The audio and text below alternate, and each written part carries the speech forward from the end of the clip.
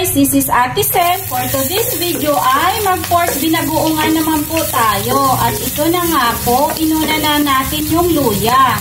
I-brown lang po natin ito. Bawang, sibuyas,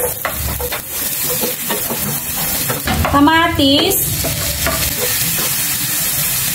bagoong alamang.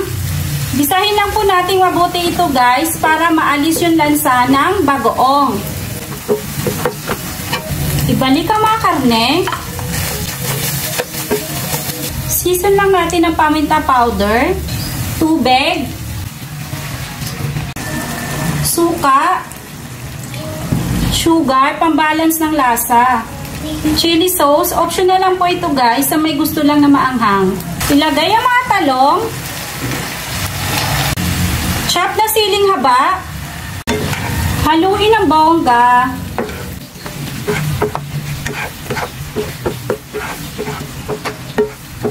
huwag kalimutang tikman para ma-adjust yung lasa kung may kulang. Sarap na po siya guys. At ito na po guys, luto na po ang ating pork binagoongan. Yun lang po guys. Thank you for watching. And please don't forget to subscribe my YouTube channel, Cooking by Ate Sel. Ingat!